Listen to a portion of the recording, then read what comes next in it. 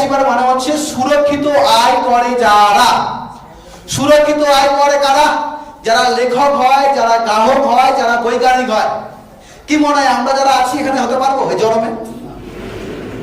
সুরক্ষিত আয় মানে আমি শ্বশুর বাড়ি গেলেও পয়সা আসবে, আমি বিয়ে বাড়ি গেলেও পয়সা আসবে। সুরক্ষিত আয় মানে আমি বিছানায় শুয়ে থাকলেও পয়সা আসবে, আমি হাসপাতালে থাকলেও পয়সা আসবে। সুরক্ষিত আয় মানে আমি মরে গেলেও আমার বউ বাচ্চা ইনকাম পাবে। বিষয়টা ক্লিয়ার না ক্লিয়ার নয়? তো এই নুন খেয়ে এই দোকানটা পরিবর্তন করে আরসিএম বিজনেস থেকে এরকম বহু মানুষ আছে যারা আমার মাধ্যমে আজকে সুরক্ষিত আয় করছে, যাদেরকে রয়্যালটি অ্যাচিভার বলা হয়। এই রয়্যালটি অ্যাচিভার মানে মিনিমাম 30,000 টাকা প্রতি মাসে আয়। প্রতি মাসে কত হয়? কমপক্ষে 30,000 টাকা প্রতি মাসে ইনকাম আছে যাদের। বেশি করে যদি বলি 40,000, 50,000, 60,000 বিজনেস অনুযায়ী ইনকাম আসে। তো আমি চাইবো কি করে আপনারা করবেন আর আপনি পারবেন কিনা এই আলোচনা আমি শেষে করবো। আগে তো প্রমাণ দেখুন যে এই ডাক্তারটা কোন কোন লোকের রোগ সারিছে, আপনার চিকিৎসা করাবেন কিনা। না হলে আমি দেখেছি অনেক মিটিং এ আমি চিকিৎসা করি করে পুরো চিকিৎসা করে ফেললাম আর রোগী বলছে না না ওই সব ওষুধ খাওয়ানি ভালো না। কি বাবু আমি তো কিছু শব্দই বলবো আজকে, যদি আপনি সেই শব্দগুলো মন থেকে না নেন তাহলে কোন কাজে লাগবে না। তাহলে আজকে আমাকে বিশ্বাস করে, এই সংস্থাকে বিশ্বাস করে, আমার কথা শুনে এই সংস্থার সিস্টেম মেনে যারা কাজ করে রয়্যালটি অ্যাচিভার হয়েছে, যারা মাস গেলে 30,000 টাকা মিনিমাম ইনকাম করে, যারা সুরক্ষিত আয় জায়গায় পৌঁছেছে, তো আমি চাইবো আপনাদের সবার জোরদার করতালির মাধ্যমে অল রয়্যালটি অ্যাচিভার কেমন থাকে আপনাদের সবার জোরদার করতালির মাধ্যমে অল রয়্যালটি অ্যাচিভার কেমন থাকে।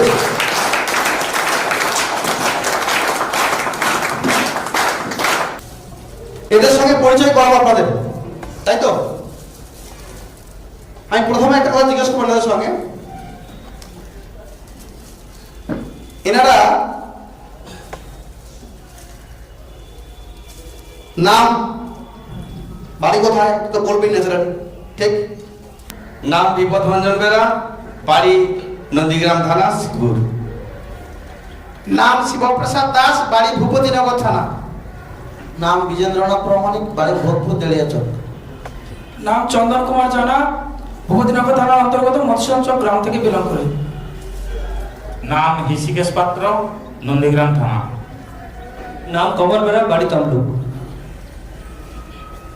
শিক্ষাগত যোগ্যতা কি এনাদের? ক্লাস 7, ক্লাস 6, মাধ্যমিক পাস। মাধ্যমিক পাস, তৃতীয় শ্রেণী পর্যন্ত। HS pass. এরপর যে দুটো পরিচয় করাবো এই দুটো আপনাদের কাজে লাগবে। এদের কর্মজীবন জানতে চাইছি আমি আজকে। এরা কি কি করেছে, কত পাপড় বেলেছে, যে পাপড় আপনারা বেলছেন এখন। ক্লিয়ার না ক্লিয়ার না? মানে আপনাদের কর্মজীবন কবে শুরু হয়েছিল, প্রথমে কোন কাজ করতেন, সেই কাজটা 2 বছর করেছেন, তারপর এই কাজ করেছি 4 বছর, তারপর ওই কাজ করেছি 6 বছর, তারপর এই বিজনেসটা পেয়েছি। ক্লিয়ার না ক্লিয়ার না? তারপর এই জায়গায় এসেছেন। বুঝতে পেরেছেন না পারেনি? মানে আমি চাইছি আপনাদের হাড়ির খবরটা এদের কাছে যাক, কারণ এরাও আজকে এই কাজ ছেড়ে ওই কাজ, ওই কাজ ছেড়ে ওই কাজ করছে। কি বাবু ঠিক তো? ঠিক বুঝছো আমি? ক্লিয়ার না ক্লিয়ার না? কথা দেবো এখান থেকে দিই।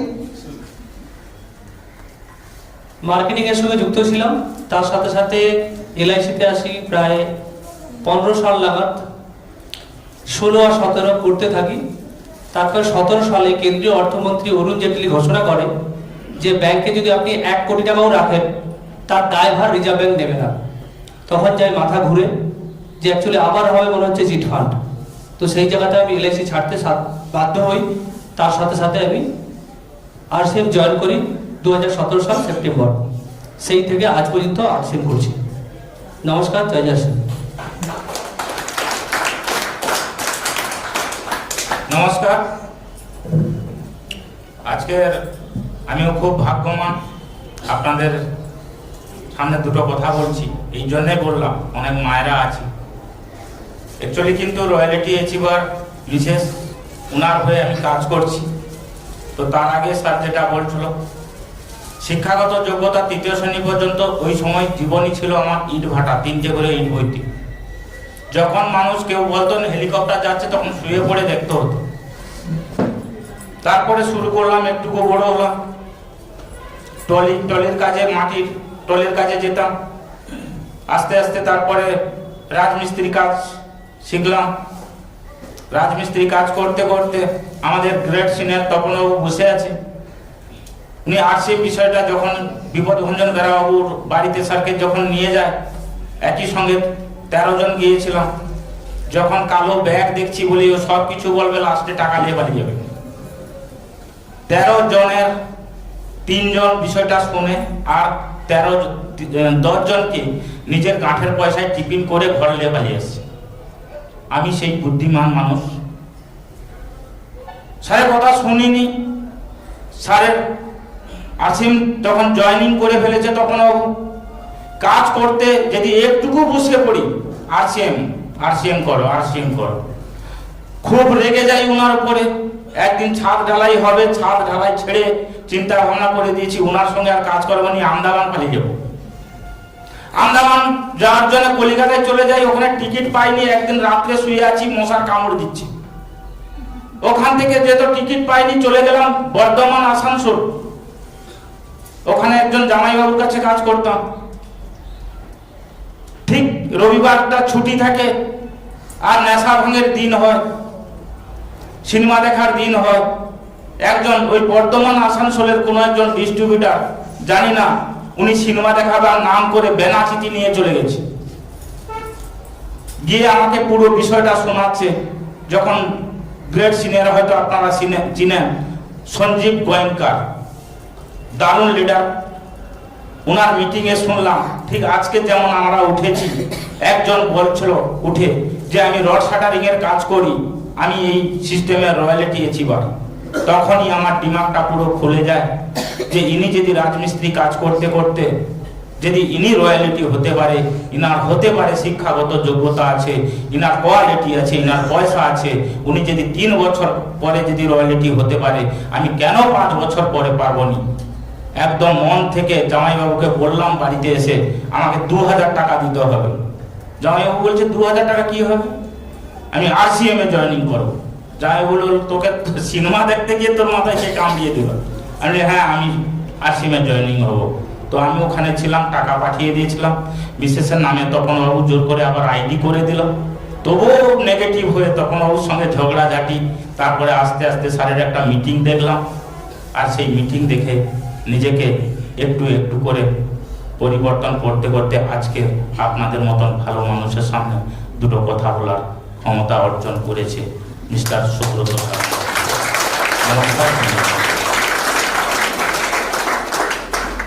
নমস্কার, জয় জয় সিএম। তো আগে আমাদের গ্রেট গুরু এবং আমাদের মেন্টর সুব্রত মাইতি স্যারের কাছে কৃতজ্ঞ, আজকের আমার লাইফের কিছু শেয়ার করার সুযোগ দিয়েছেন। কারণ এখনো পর্যন্ত সেই প্ল্যাটফর্ম হয়ে ওঠেনি যে আপনাদের সামনে আমার লাইফটা বলি। তো আজকে ছোট্ট করে বলবো, পরে কোনোদিন সময় হলে একটু বিস্তারিত বলবো। তো দেখুন, আমি ছোটবেলাটা, আমার বাবা খুবই দিনমজুরের কাজের সঙ্গে যুক্ত ছিল। 4 ভাই বোনের মধ্যে আমি ছোট, আর খুবই দারিদ্রতার মধ্যে দিন কাটছে। মানে আমাদের এক কাটাও জায়গা নেই। বাবা কোনো রকম ভাবে 4 জনকে মানুষ করছে। তার মধ্যে দাদার পড়া খুবই তাড়াতাড়ি বন্ধ হয়ে যায় এবং দাদাকে কর্ম ধরতে হয়। তো আমার বাবার স্বপ্ন ছিল আমাকে একটা বড় জায়গায় নিয়ে যাবে। তো আজকের বাবা নেই, তো আমার খুবই আজকের গর্ব অনুভব হচ্ছে। যদি বাবা আজকে থাকতো এইখানে, তাহলে আজকের দিনটা দেখার জন্য উনি হয়তো নিজের জীবনটাকে সার্থক বলে মনে করতে পারতো যে না, আমার একটা ছেলেকে আমি সঠিক জায়গায় প্রতিষ্ঠা দিতে পেরেছি এই আরসিএম সিস্টেমের মাধ্যমে। তো বাবা খুবই কষ্টের মাধ্যমে আমাকে মাধ্যমিক পাস করায়। মাধ্যমিকের পরে বাবার শরীর খুবই খারাপ হয়ে যায়। খুবই কষ্ট করে একটা মাটির বাড়ি তৈরি করতে গিয়ে বাবার খুব শরীর একদম ক্লান্ত। তো বাবা বলে, কি করবো, তোকে তো আর পড়াতে পারবো না, রেজাল্ট ভালো ছিল কিন্তু পড়াতে পারেনি। তো আমার একটা জেঠুর স্টুডিও দোকান ছিল পুরুলিয়াতে, ওখানে আমাকে নিয়ে যায়। আমার জেঠুকে বলে, দাদা আমি আমার ছেলেকে একটু পড়াবো, তোমার ওইখানে কাজ শিখবে, তোমাকে হেল্প করবে, আর পার্ট টাইম এসে পড়বে, তুমি যদি একটু পড়ার খরচাটা দাও। তো জেঠু বলে, দুটো কাজ একসাথে করতে পারবে না, পড়তেও পারবে না, না তো আমার কাজে হেল্প করতে পারবে, যেটা হবে একটা করো, ওকে কাজ শেখাও নাহলে পড়াও। তো আমি বাবাকে বললাম, বাবা খুবই দুঃখের সঙ্গে বাড়ি ফিরে আসে, আমাকে ওখানে দিয়ে দেয়। তারপরে আমি আর পড়লাম না, এখানে করতে করতে বাবা হঠাৎই বেড রেস্ট মানে বেডে চলে যায়। তখন আমাকে ডাকে যে এবারে সংসার চালাতে হবে। তো এই মতো অবস্থায় আমি চলে আসি। আসার পরে বাবা খুবই অসুস্থ হলে আমার মাসি নিয়ে চলে যায় বোম্বে। তো বোম্বে গিয়ে কাজে লেগে যাই এমটিএনএল ওই আগে পাইপ মানে মাটির নিচ দিয়েই কেবিল বিছানো তার ছিল, সেই তারের মাধ্যমে আগে টেলিফোন কথা হতো। তো সেই কাজে আমার মাসি আমাকে ঢুকিয়ে দেয়। তো সেই কাজ করতে করতে একদিন নাইট ছিল, রাত্রে কাজ চলছিল একটা এরকম রোডের ভেতর দিয়ে লাইন যাবে, ওই জন্য রাত্রে লাইন অফ করে রেখে আমাদের কাজটা হয়েছিল।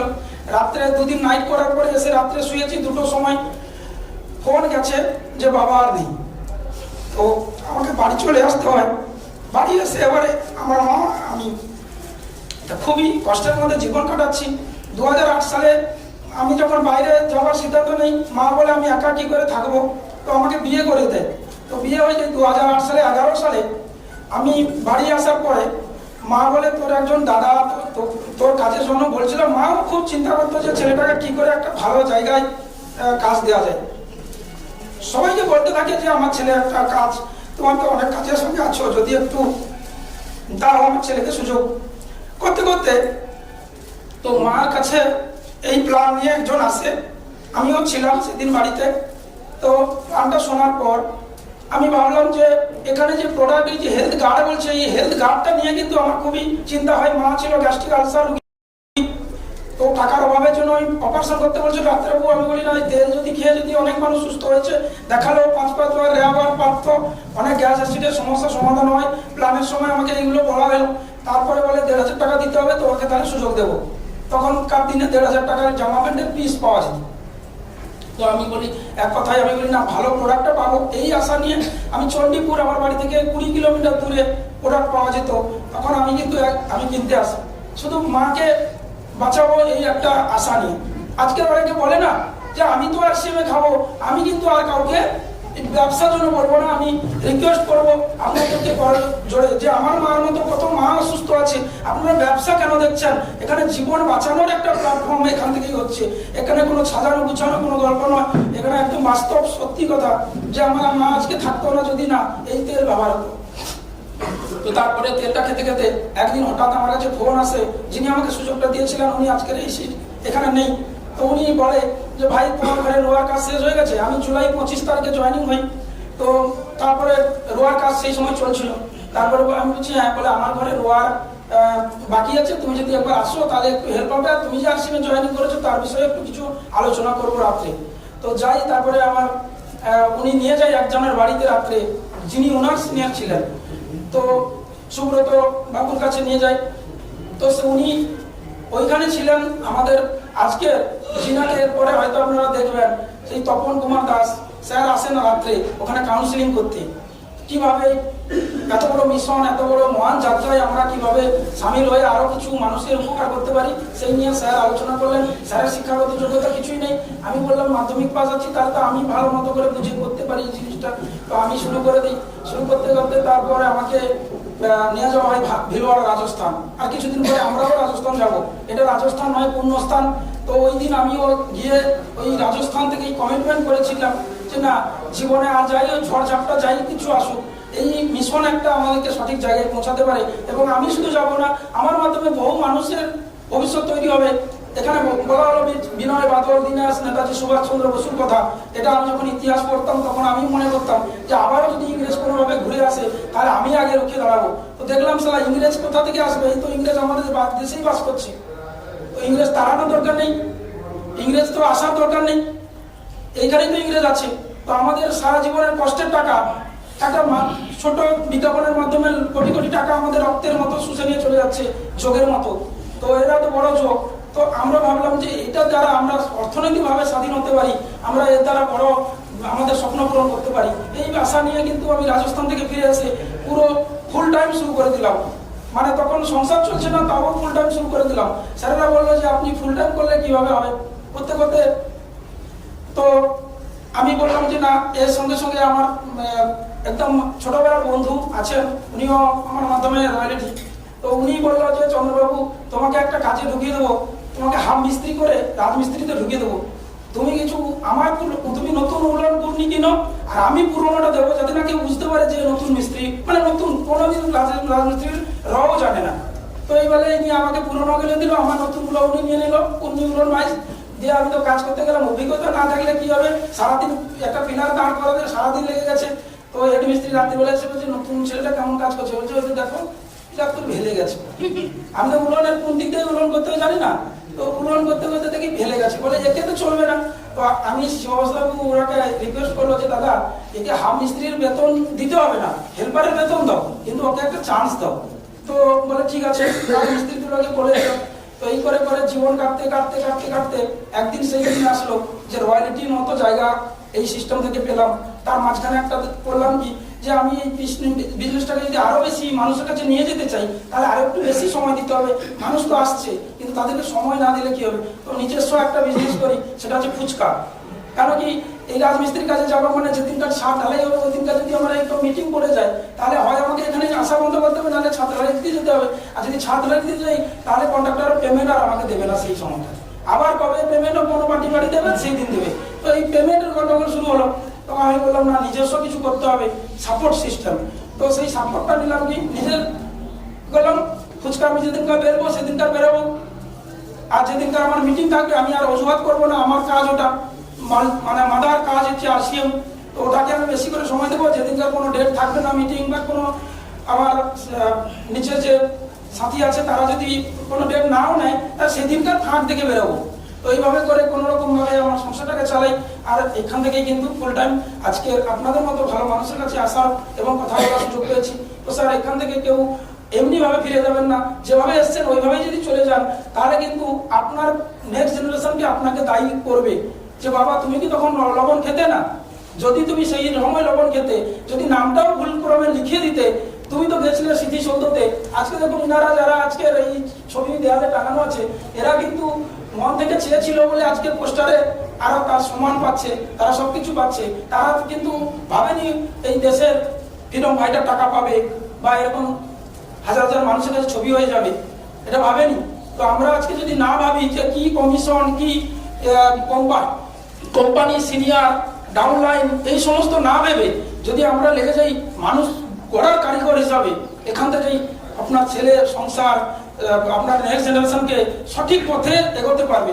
শুধু টাকা থাকলে মানুষ হয় না, ছেলে মেয়েকে মানুষ করতে গেলে সঠিক পরিবেশ দরকার, মানে সঙ্গ দরকার। এটা একটা মহান সিস্টেম, যেখানে আমরা মায়েরা বসে আছে, একদম ভাইরা বসে আছে, কোনো টোন নেই, টিটকারি নেই। কিন্তু এরকম একটা ছোট্ট সভা যদি অন্য কোনো মাধ্যমে হয়, সেখানে পুলিশ প্রোটেকশন লাগে, সেখানে টোন টিটকারি, অনেক বাজে নোংরা ব্যবহার হয়, আমরা জানি। তো এখানে একটা এমন একটা সিস্টেম চলছে যেখানে আগামী দিনে মানুষকে আসতেই হবে, যেটা স্যার বললেন। তো অসংখ্য ধন্যবাদ সবাইকে। তো আপনারা যেমন এসছেন তেমন যাবেন না, কিছু ডিসিশন নিয়ে যান। নমস্কার, জয় জয় আসছে। 2005 সালে স্কুল জীবন শেষ করার পরে আমি ফেব্রুয়ারি মাসে মাধ্যমিক দেওয়ার পরে মার্চে আমাকে গুজরাট পাঠানো হয়েছিল। আমার মা আমার খুব মনে পড়ে, কেবলমাত্র 80 টাকা দিয়ে আমাকে গুজরাট যেতে হয়েছিল। দিনের পর দিন আমি খুব রোগা ছিলাম, সেজন্য ওখানে কোনো কোম্পানিতে আমাকে কাজে নেয়নি, চটের কাজে গেছিলাম। 1 মাস পরে বিনা টিকিটে আমি গুজরাট থেকে বাড়ি আসি, আহমেদাবাদ স্টেশন থেকে খড়গপুর। জাঙ্গিয়ার কাজে যাই কলকাতায়। বিগত 3 থেকে 6 মাস করার পরে আবার আমি হায়দ্রাবাদ যাই চটের কাজে। প্রায় 2016 সাল পর্যন্ত করার পরে দেশে আবার জাঙ্গিয়ার কাজে দাদার সাথে লেগে পড়ি। 2019-এর এপ্রিল মাসের 1 তারিখ এই বিজনেসটা আমি শুরু করি এবং কন্টিনিউ 2 বছরের মতো হয়ে গেল ফুল টাইম এই বিজনেসের সাথে আছি। নমস্কার, জয় জয় আসি। নমস্কার, জয় জয় আসি। কাহিনী তো অনেক বড়, কথাটা ছোট করবো ভাবতেছি। অ্যাকচুয়ালি আমার যখন কর্মজীবন শুরু হয় অনেক ছোট বয়সে, 12 বছর বয়সে বাবা মারা যায়। ঘটনা একটা ছিল, আমার বাবা 2 বিয়ে, কন্যা পক্ষে আমি একা, বড় পক্ষে 2 ভাই 1 বোন। তো সেই সূত্রে একটা অবহেলার পাত্র আমি। তো সেই জায়গায় 12 বছর বয়সে বাবা যা মারা গেছে, সেখান থেকে আরো সমস্যা বেড়ে গেছে। কারণ যেহেতু কন্যা পক্ষের ছেলে, তো সেই সূত্রে ওই সময় 6-এ 3 মাস সবে স্কুল গেছিলাম, তার আগে 5-এ 3 বছর ছিলাম। 6-এ 3 মাস, 5-এ 3 বছর, এই হচ্ছে আমার শিক্ষাগত যোগ্যতা। তারপর আমার মা চেয়েছিল জায়গা বিক্রি করে পড়াবে। আমি চিন্তা করলাম ও জায়গা বিক্রি করলে আমার জীবনে আর জায়গা হবে কিনা ঠিক নেই, তার থেকে পড়া বন্ধ করে দিই। কারণ বর্তমান দিনে যে পড়াশোনার চলছে, খুব বড় জোর ঠেলে ঠেলে মাধ্যমিক অবধি যাব, আর মাধ্যমিকে গিয়ে কিছু হবে না, সে সময় কিন্তু আমার মাথায় এসেছিল তার থেকে কোনো হাতের কাজ শিখবো। এটাই চিন্তা ভাবনা নিয়ে শুরু হয় এদিক ওদিক ঘোরাঘুরি। কারোর বাড়িতে রাজমিস্ত্রি এমনি মিস্ত্রি কাজ করতো, আমি গিয়ে লেগে পড়তাম। পয়সা দিবে কিনা কোনো ঠিক নেই, একটা ইচ্ছা ছিল মিস্ত্রি কাজ করতে হবে, হচ্ছে না বলে সেরকমই কাজ। আমাদের এলাকায় যখন পাকা বাড়ি এত বেশি হয়নি, মিস্ত্রিও সেরকম পাত্তা পাওয়া যায়নি। লাস্টে মা বললো বলে এক কাজ কর, তুই মুরগি ব্যবসা কর তোর মামার সঙ্গে। 500 টাকা দিল, ঘুরে ঘুরে পাড়ায় মুরগি তুললাম, তুলে বিক্রি করে যাই হোক 50 টাকা লাভ হলো। আমার একটু খাওয়ার লোভ বেশি ছিল তখন। তো সেই সূত্রে তখন ঠাকুরনগর একটা এরিয়া আছে, দোলের মেলা হয়। স্যার যে দোল নিয়ে আলোচনা করছিল, দোলের মেলা হয়, সেখানে 50 টাকা যে লাভের পয়সা শেষ খেয়ে খেয়ে, মানে এমনি জাস্ট ভালো মন্দ একটু ডিম একটু এটা ওটা খাওয়ার একটু ছিল। আমি বলি কালকে আবার বেরোলে আমার তো লাভ হবে, ও আসল টাকা খেয়ে নি।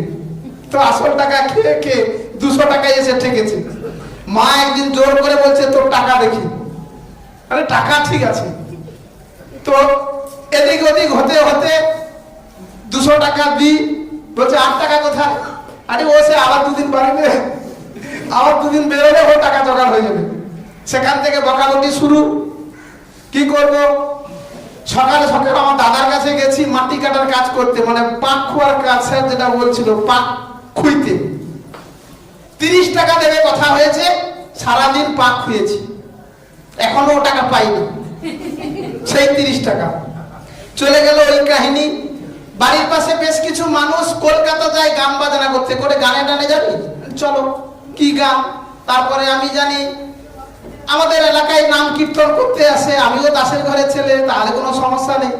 চলে গেলাম, সেখানে গিয়ে দেখলাম বাড়ি বাড়ি মাগতে হয়, ঠাকুর নিয়ে খোল কীর্তন নিয়ে তারা যাবে, মাগতে যেতে হবে, বাড়ি বাড়ি যেতে হবে। আমরা এই আশ্রম, এই মন্দির, এই ঠাকুর। আমি দেখে আমি বলি ওগুলো তো আমার দ্বারাই হবে না। সেই দিন সেখানে শেষ, বাড়ি চলে আসি।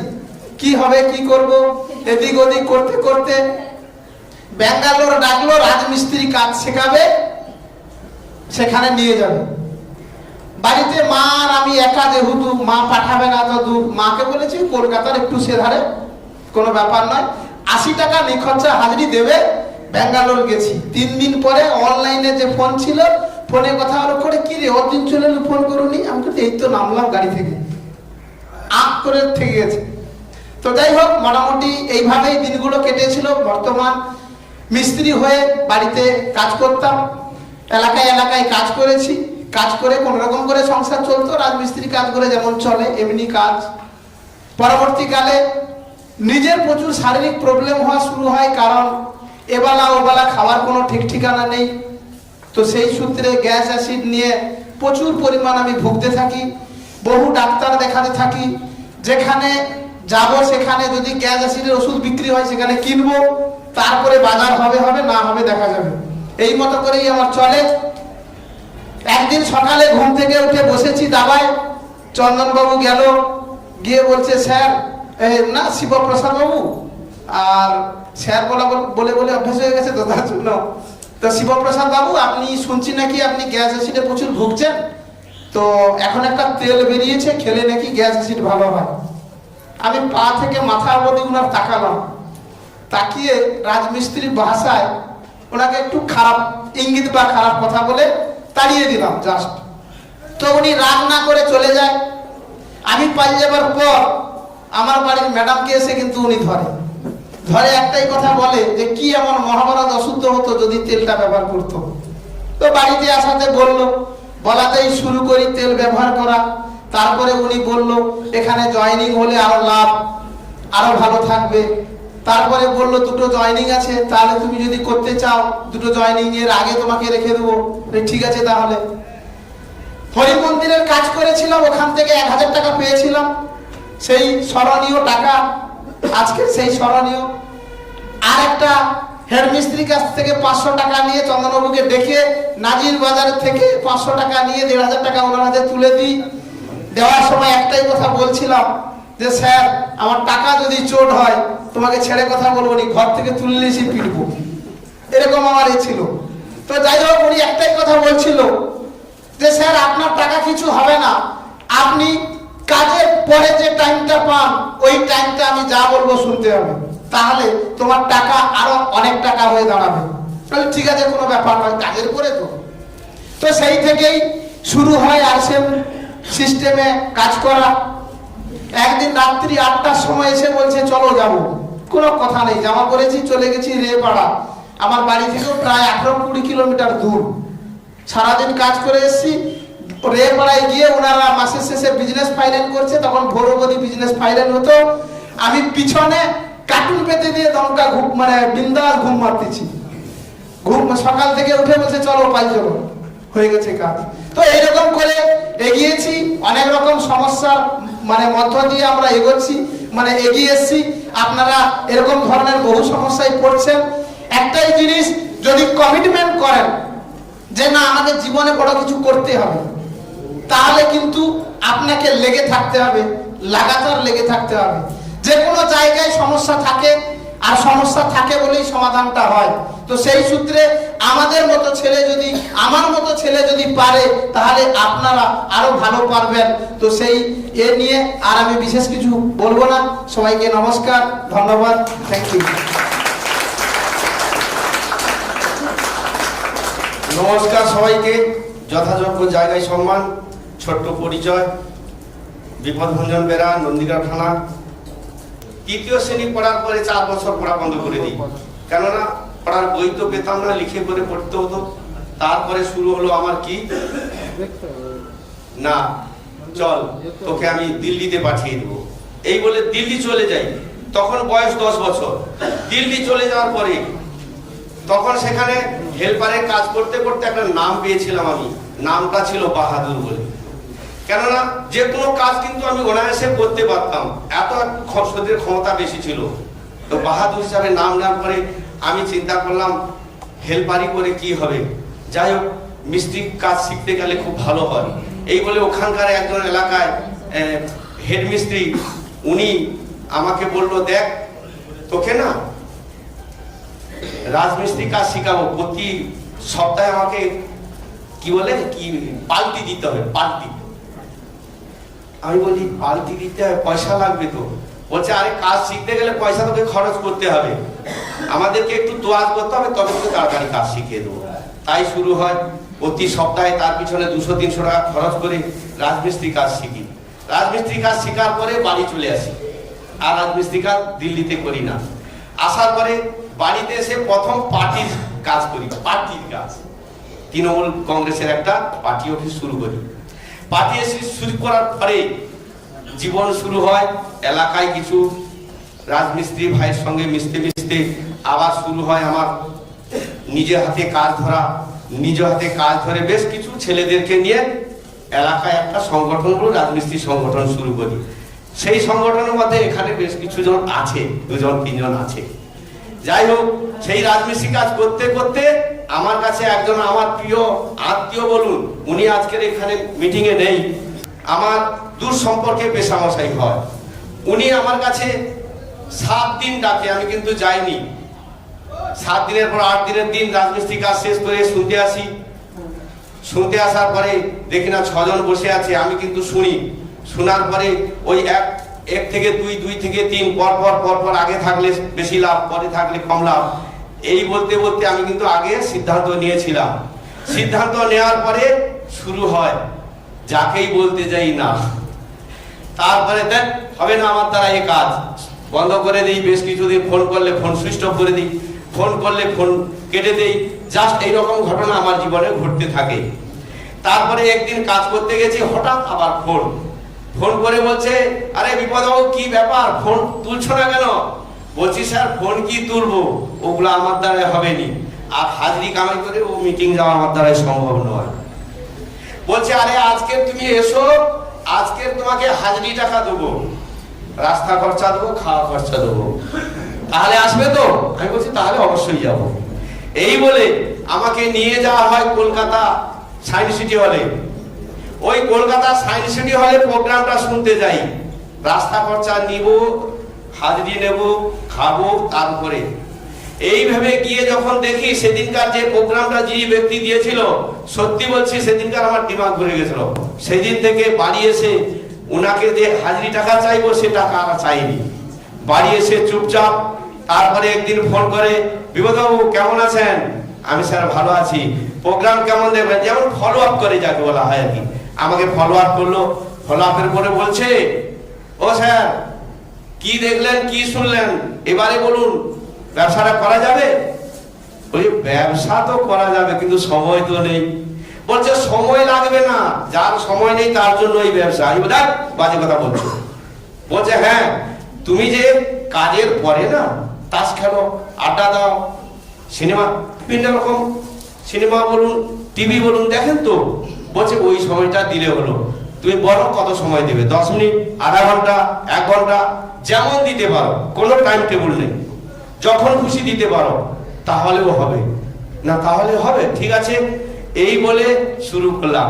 শুরু করতে করতে আমি সত্যি বলছি আজকের আপনাদের মতো বহু মানুষের সামনে দুটো কথা বলার সুযোগ পেয়েছি। আর যেদিনকার আমি লিডারশিপ পিন অ্যাচিভ করি, সেদিনকার আমার যে বড় দাদা, যখন এই বিজনেসে শুরু করি, দাদা কিন্তু প্রচুর ভাবে গালাগালি দিয়েছিল আমাকে, খুব খারাপ খারাপ ভাষায়। বলছে দেখ তোর মাথায় কি ঢুকলো, যেখানে 300 টাকা হাজরি, 250 টাকা হাজরি, হাজরি কামাই করে তুই এইসব ফেরিয়ালা আরো হয়েছিস, এটা বাজে ব্যাপার তোর না। আরে বাদ দে ওসব, তুই রাজমিস্ত্রি কাজ কর, তাতে অনেক বেশি।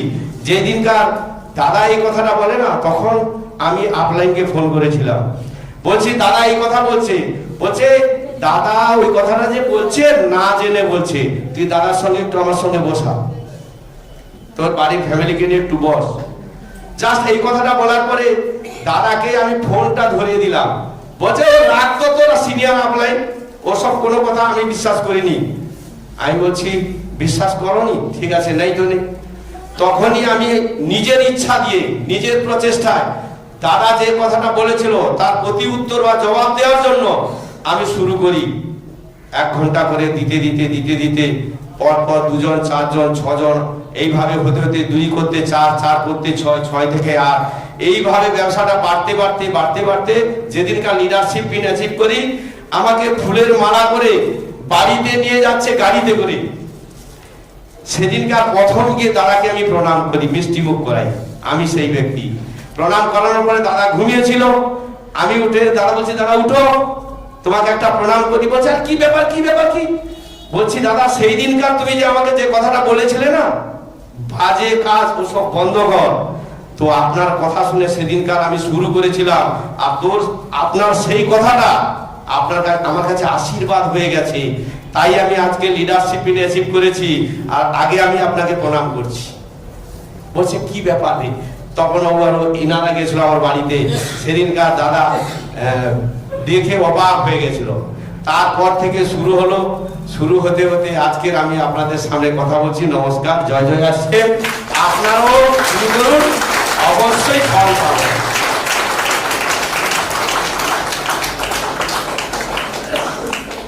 জয় আছে। কোথায় ছিলাম আমি? ছিলাম আমি সেই ডাক্তার যে রোগীদের রোগ ভালো করেছি, তাই তো বস? আশা করি এরকম রোগ আপনাদের নেই, ঠিক না বলুন?